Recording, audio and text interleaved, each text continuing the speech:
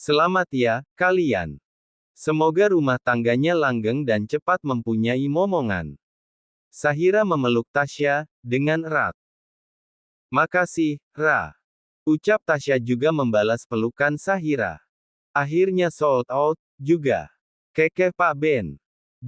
Dikira aku barang. Ketus Tasya, melirik malas ke arah Pak Ben itu. Iya, barang langka, Wawan beruntung dapetin lu, atau sebaliknya. Goda Pak Ben, semakin membuat Tasya keki. Ih, Arum. Kenapa kamu mau sih, sama orang ngeselin gini? Kesal Tasya. Abis gimana ya kak, dulu mau nolak, aku kasihan melihat muka memelasnya, jadi deh terpaksa nerima. Cengir Arum. Hahaha. Jadi, kamu nerima Ben, gara-gara kasihan sama mantan, perjaka tua ini. Ujar Tasya tergelak, menatap muka kesal Pak Ben. Terpaksa, enggak tuh. Wawan pun ikut menggoda Pak Ben. Jangan tanya, Pak Ben sudah bersungut-sungut kesal, menatap sang istri. Awas kamu ya, Yang. Terima hukumanmu nanti malam. Ancam Ben. Apa yang mau dihukum, aku lagi datang bulan. Acu Arum, tersenyum tengil. Hahaha, kasian banget sih, Anda. Pecah sudah tawa Wawan, Tasya, Galang dan Sahira. AGG kamu nyebelin, Yang. Dah lah, Mas mau cari makan aja di sana. Kesal Ben. Hahaha. Tawa mereka kembali pecah melihat wajahnya frustasi Ben. Kasian banget, lu. Keke Galang mengikuti Ben. Dah lah, lu juga nggak usah ikut-ikutan ngetawain gue. Kesal Pak Ben, sambil melahap sate ayam dengan sedikit kasar. Lagian lu sih, cari gara-gara, jelas-jelas mereka itu kompak. Keke Galang menyomot satu tusuk sate di piring Ben. Taulah, awas aja tuh, bini. Abis tuh tamu bulanannya, gue bikin nggak bisa keluar kamar di selama 2 hari, baru tahu rasa. Gerutu Ben. Hahaha. Galang hanya bisa tertawa ngakak mendengar ocehan Pak Ben itu. Kapan lu pindah rumah? Tanya Galang. Rencananya minggu ini. Ujar Pak Ben. Baguslah kalau gitu. Sahut Galang. Sementara di panggung sana, Wawan sedang sibuk merayu sang istri. Mbak istri, yakin nggak mau pergi bulan madu? Tanya Wawan. Di sini juga bisa bulan madu, kenapa harus jauh-jauh, sama-sama nggak keluar kamar juga? Keke Tasya.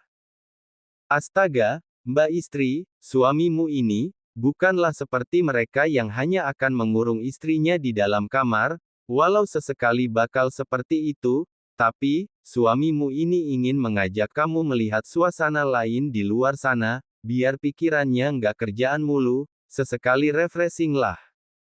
Bujuk Wawan. Yakin mau ajak jalan-jalan, bukan mau dikurung di dalam kamar aja, kan? Ujar Tasya menatap lekat mata suaminya itu, mencari kebenaran di mata sang suami.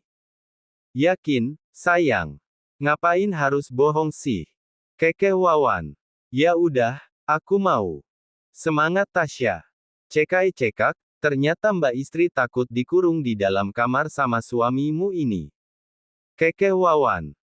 Cek, bukan gitu, habisnya klau di dalam kamar mulu, ngapain harus cari tempat wisata, beli tiket mahal-mahal, yang ujung-ujungnya hanya akan menghabiskan waktu di dalam kamar, mendingan di rumah sendiri aja, nggak harus ngeluarin duit lagi.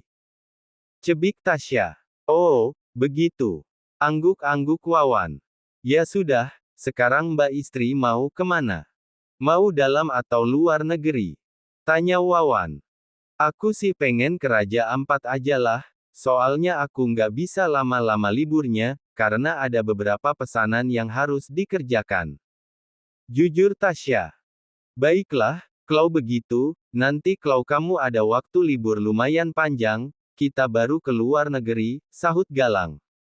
Tapi mas, nggak apa-apa, kan? Kalau aku masih kerja, walau sudah menikah. Seru Tasya tidak enak hati. Mendengar ucapan Tasya, rasanya seperti di dalam perut Wawan, banyak kupu-kupu beterbangan, Sungguh istrinya itu mau memanggilnya Mas, senyum di bibir Wawan mengembang sempurna. Kenapa, natap aku kayak gitu? Heran Tasya. Senangnya dipanggil, Mas. Sama Mbak istri. Ucap Wawan. Wajah Tasya langsung merona merah, karena malu. Itu, kan wajar aku panggil kamu, Mas. Sebab sekarang Mas kan suami aku. Lirih Tasya menunduk malu, wajah sok galaknya mendadak hilang. Senyum Wawan semakin merekah, mendengar jawaban Tasya itu. Apa kamu, nggak suka, aku panggil Mas? Gugup Tasya. Tangan Wawan langsung menggenggam lembut tangan Tasya. Mas, sangat suka dengan panggilan ini. Sayang, Mas merasa dihargai. Ujar Wawan. Tentu saja aku menghargai Mas, walau umur Mas berada di bawahku, tapi sekarang Mas adalah kepala keluarga, suami yang harus aku hormati. Tutur Tasya lembut. Bruk. Tanpa basa-basi, Wawan langsung saja menubruk tubuh sang istri, dan memeluknya penuh kasih. Terima kasih, sayang. Mas sangat bahagia sekali, Mas makin cinta sama kamu. Bisik Wawan. Tentu saja membuat Tasya yang selama ini sok jaim dan sok galak itu menjadi malu. Sudah Mas. Malu. Lirih Tasya. Kenapa harus malu, kita ini suami istri, sudah muhrim, jadi nggak ada salahnya. Kekeh Wawan. Tapi ini di tempat umum. Gemes Tasya. Memang kenapa? Kalau di tempat umum, kita hanya pelukan, bukan sedang melakukan hal aneh-aneh. Kekeh Wawan lagi, bukan nggak tahu apa maksud istrinya itu, namun Wawan suka sekali menjahili sang istri. Mas ini. Ngeselin deh. Kesal Tasya mencubit kecil pinggang Wawan. Wawan terbahak melihat wajah kesal istrinya itu. Bu Hana sangat menyesali perbuatannya dulu, telah tega menghancurkan rumah tangga sahabatnya, karena terlalu iri melihat kebahagiaan Bu Namira, yang dari masa remaja, hingga mempunyai pasangan hidup, selalu beruntung, tidak seperti dirinya, selalu saja hidup menderita, diabaikan orang tua yang lebih memilih karir mereka dan menitipkan Bu Hana kepada pembantu. Walau hidup berkecukupan, namun Bu Hana tidak puas dengan itu, dia juga ingin seperti Bu Namira walau hidup pas-pasan, namun dilimpahi kasih sayang dari orang tuanya. Bu Namira juga sangat cantik dan disukai banyak laki-laki, termasuk suaminya dulu menyukai Bu Namira, namun dengan liciknya Bu Hana menjebak laki-laki itu untuk menikah dengan dirinya. Namun apa yang terjadi, dia memang berhasil menikah dengan laki-laki itu, namun rumah tangganya tidak harmonis, suaminya sangat membenci Bu Hana, dan suka bermain tangan, suka berjudi dan suka bermain wanita. Setelah dijebak oleh Bu Hana, harta Bu Hana dikuras habis oleh sang suami, membuat Bu Hana menyerah dan memilih bercerai dengan sang suami. Bu Hana pergi ke kota, dan keberuntungan kembali berpihak kepadanya. Sahabat bodohnya itu berhasil dia kelabui dengan segala kesedihan yang dia ceritakan, membuat Bu Namira tersentuh dan membantu Bu Hana, yang terlihat menyedihkan, apalagi membawa seorang anak kecil. Dengan liciknya, Bu Hana kembali merampas kebahagiaan Bu Namira, dan merampas suami dan anak sahabatnya itu, namun sayang seribu sayang, walau dia berhasil menikah dengan Pak Bram, dan kembali menyingkirkan Bu Namira. Tapi cinta Pak Bram tidak pernah mati untuk Bu Namira, tentu saja membuat Bu Hana makin meradang, entah pelet apa yang dipunya oleh Bu Namira sehingga dirinya tidak bisa dilupakan oleh laki-laki yang menyukainya. Mungkin status istri dan tinggal di rumah mewah dapat dia rasakan, namun rumah tangga yang dia jalani sangatlah hampa. Pak Bram tidak akan menyentuhnya kalau tidak dikasih perangsang oleh Bu Hana, atau dalam keadaan mabuk, tapi setiap menggaulinya, Pak Bram terus menyebut nama Bu Namira, membuat hati Bu Hana menjerit pilu. Kini hidupnya semakin menderita, melihat kebahagiaan Pak Bram yang kembali bersatu dengan Bu Namira. Sementara dirinya, terkurung di sebuah rumah yang entah di mana adanya, Bu Hana tidak tahu sama sekali, Karena dirinya tidak diizinkan keluar dari rumah ini, Bu Hana dipaksa untuk mengerjakan pekerjaan rumah, bahkan berkebun. Sungguh Bu Hana sangat menyesal telah membuat gara-gara dengan Bu Namira waktu itu. Andai dirinya tidak nekat ingin melukai Bu Namira, mungkin hari ini dia tidak berada di rumah ini, dan bisa bebas kemanapun dia inginkan, walau hidup tidak lagi seperti dulu, setidaknya dia bisa bebas, tidak seperti di sini. Menyesal, sudah tidak ada gunanya lagi, semua sudah terjadi, anak-anaknya hanya sekali bisa bertemu dengan Bu Hana, dan anak-anaknya pun tidak berniat melepaskan Bu Hana dari sini, bahkan kedua anaknya menyuruh Bu Hana tetap tinggal di sini sampai Bu Hana menyadari perbuatannya, dan bertobat akan dosa-dosanya. Sungguh tragis nasib Bu Hana. Berbanding terbalik dengan Bu Namira dan Pak Bram, sepasang suami istri yang tidak muda lagi itu, sedang menikmati masa-masa bahagia mereka. Menikmati kebahagiaan bersama anak menantu dan serta cucu mereka. Kenapa senyum-senyum sendiri, Mas? Heran Bu Namira. Pak Bram tersenyum lembut menatap sang istri. Duduk sini, sayang. Ujar Pak Bram menarik lembut tangan Bu Namira. Sementara tidak jauh dari tempat mereka duduk, ada Sahira, Galang dan Rayyan yang sedang bercanda ria. Ada apa, sih? Heran Bu Namira mengikuti perintah sang suami.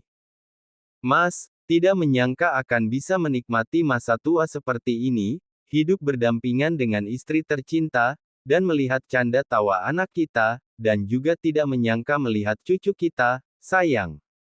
Gumam Pak Bram menatap penuh haru ke arah anak-anaknya di depan sana. Andai dulu Mas tidak percaya begitu saja fitnah perempuan itu, kita tidak akan berpisah dan hidup dalam kesengsaraan, menjalani hari-hari dengan kebencian. Lirih Pak Bram. Sudahlah, Mas. Jangan diingat-ingat lagi yang sudah berlalu, itu hanya akan membuat hati kita sedih, kita nikmati saja masa sekarang, hidup bersama anak menantu dan cucu kita. Sela Bu Namira yang enggan untuk mengingat-ingat masa pahit itu. Lihatlah, mereka sangat bahagia. Tunjuk Bu Namira kepada keluarga kecil yang bahagia itu.